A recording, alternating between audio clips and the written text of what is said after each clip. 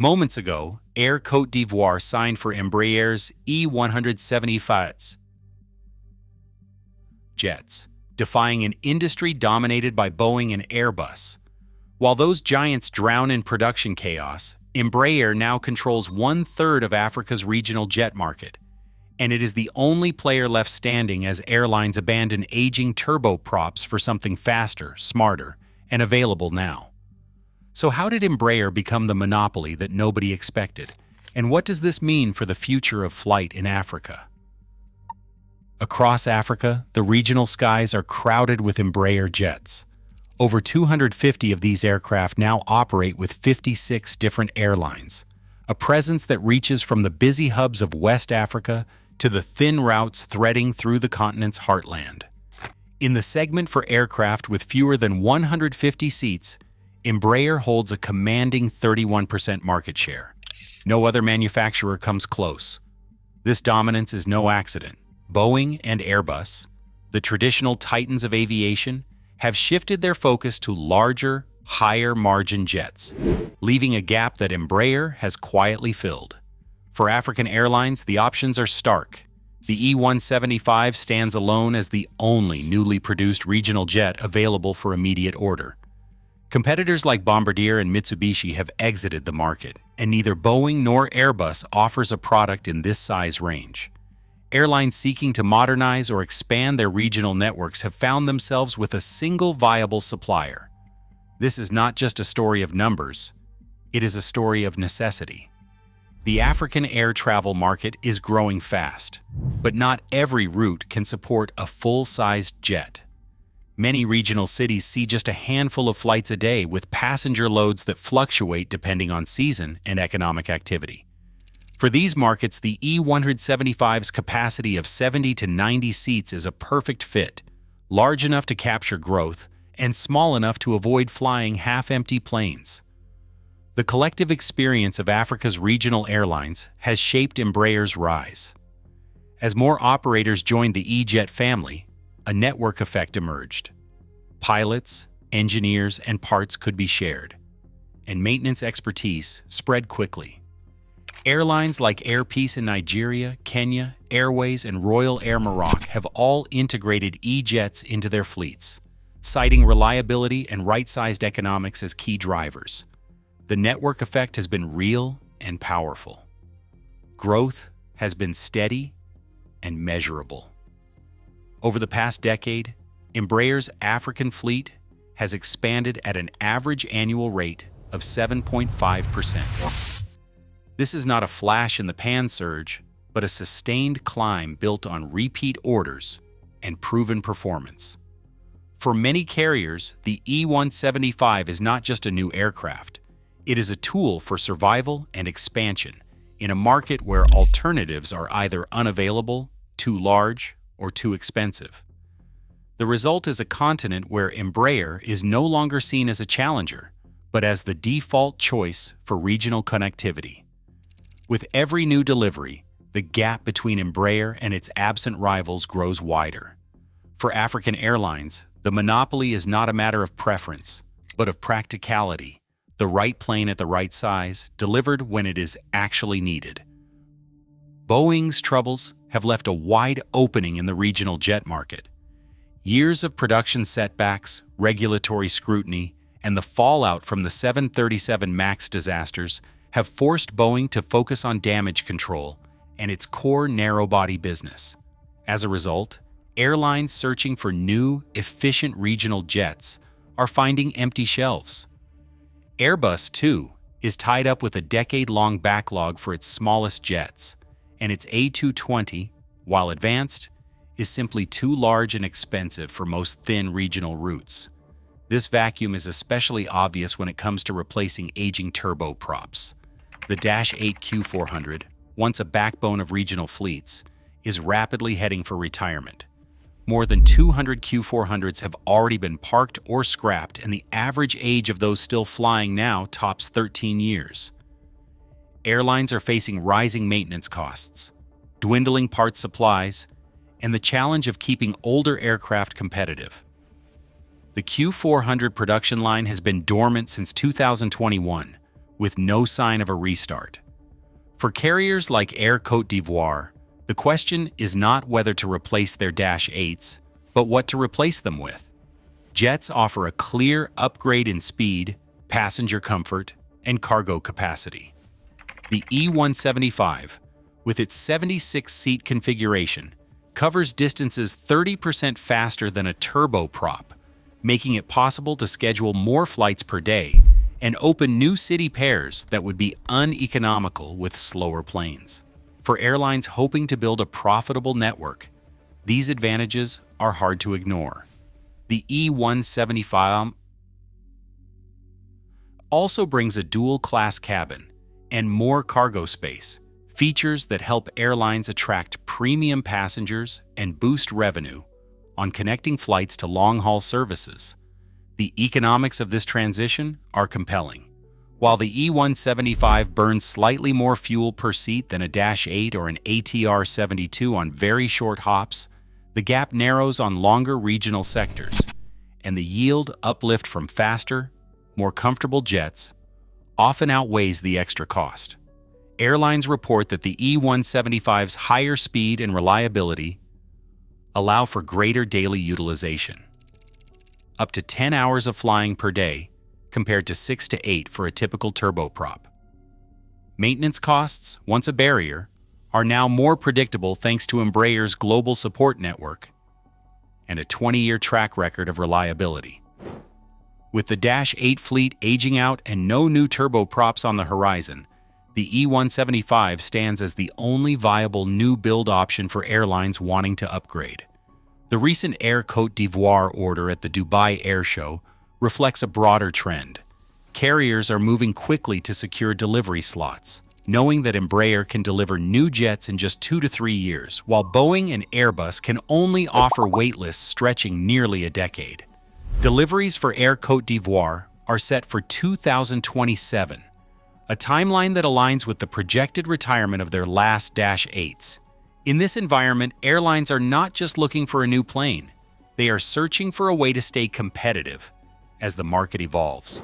Embraer's E175 fills the void left by retreating rivals and aging turboprops, offering a practical, available solution at the exact moment airlines need it most.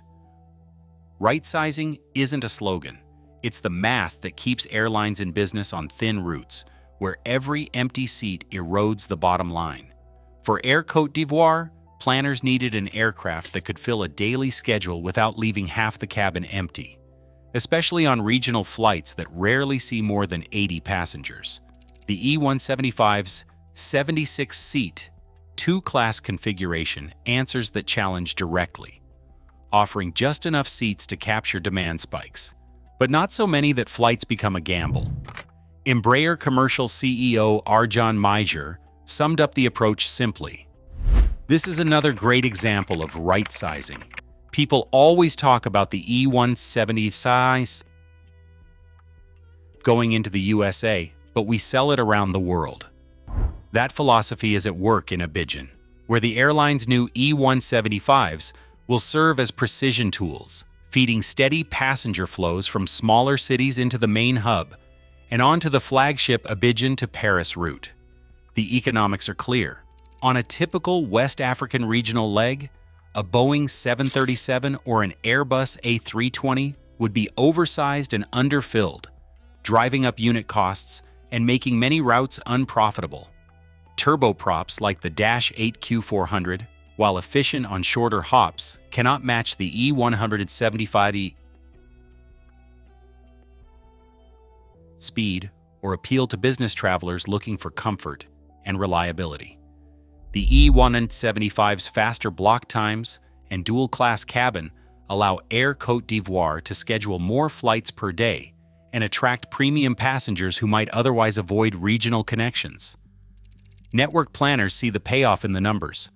By funneling traffic from outstations into Abidjan, the E175s help ensure that long-haul flights, especially the lucrative Paris service, depart with full cabins.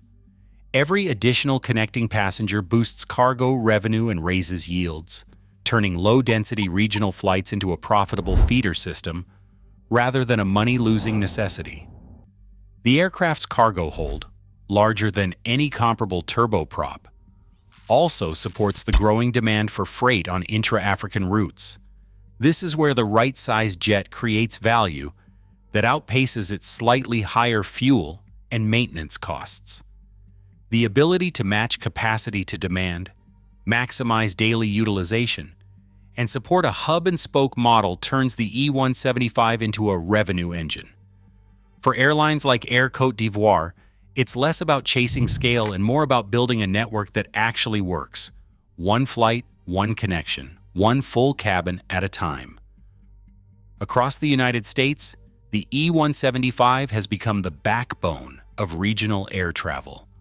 More than 450 of these jets are in daily service with carriers like Republic Airways, SkyWest, and Envoy, forming the largest single fleet of its kind anywhere in the world.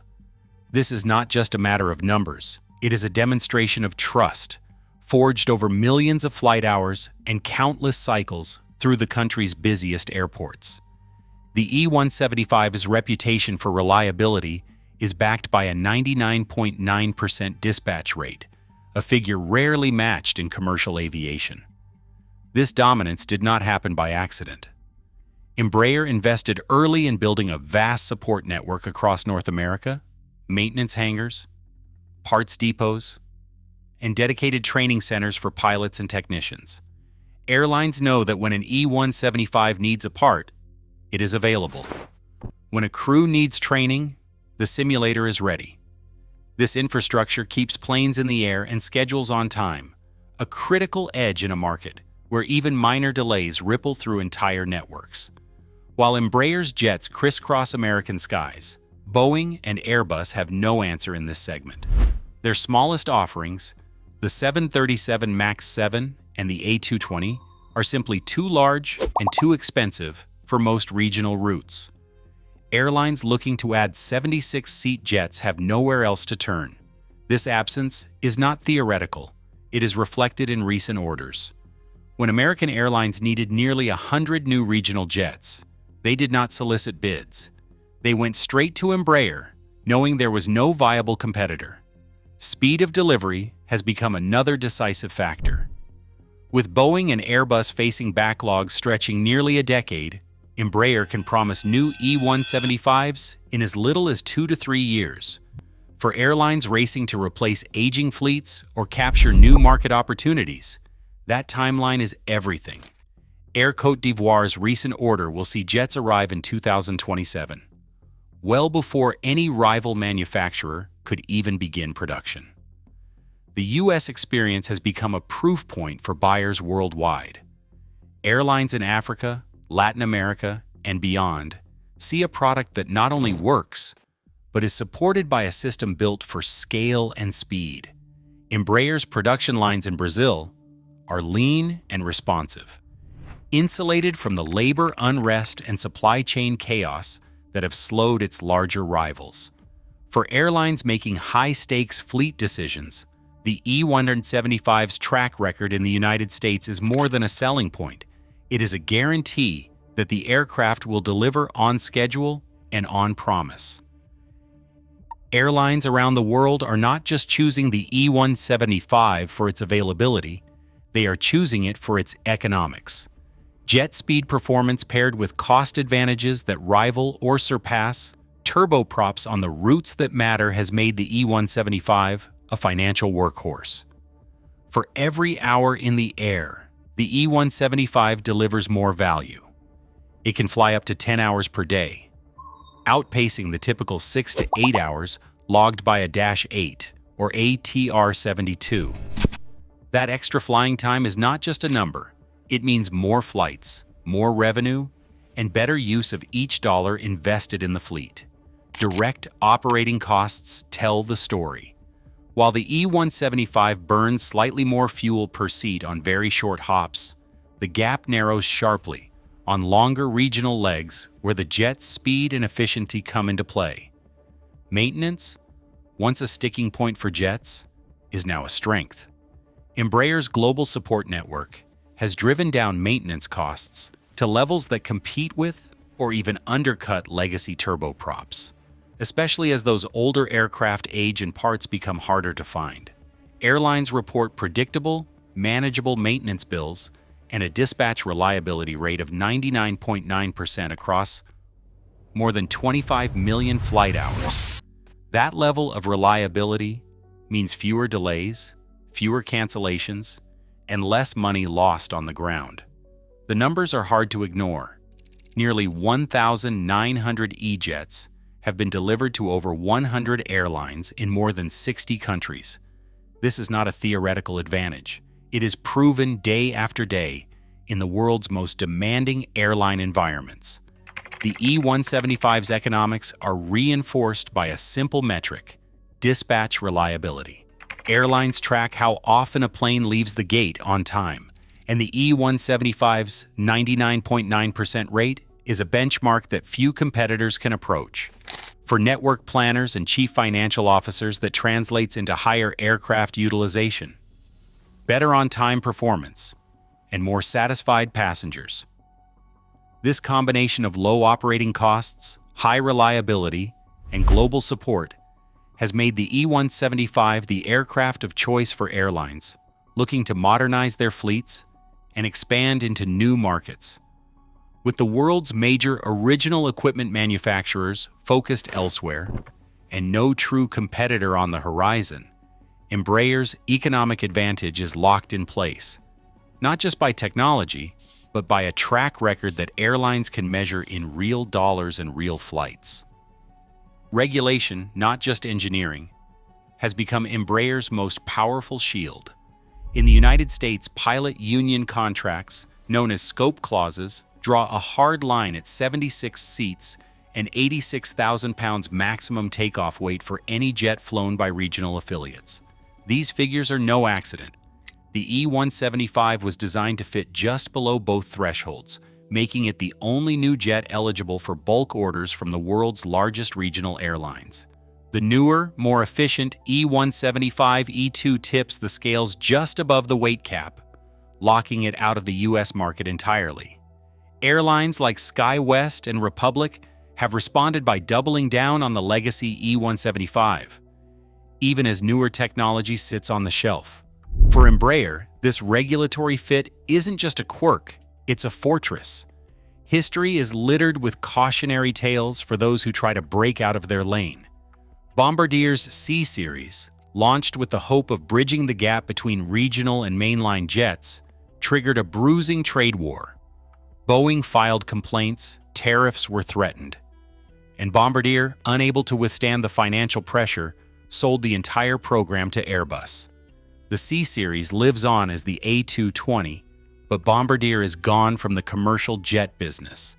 The lesson was clear: head-to-head combat with the giants is a high-risk gamble. Boeing itself recognized the threat lurking in Embraer's strategy. In 2019, it offered $4.2 billion to buy Embraer's commercial aircraft division. Negotiations dragged through the early days of the pandemic, only to collapse in April 2020. Boeing's own internal memos, revealed later, described the failed deal as a costly strategic blunder.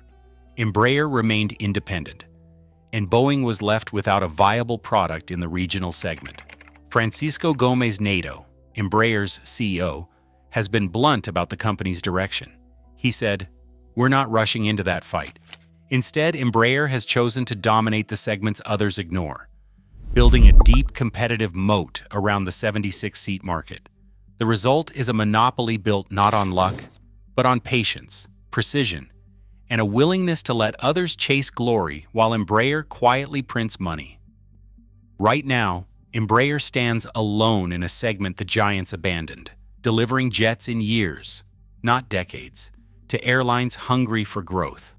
As Boeing and Airbus wrestle with backlogs and regulatory storms, Embraer's steady capture of emerging markets reshapes aviation's future. The true disruption is not always louder or larger. Sometimes it is the quiet outlier that changes the course of the entire industry. What do you think? Game changer or temporary edge?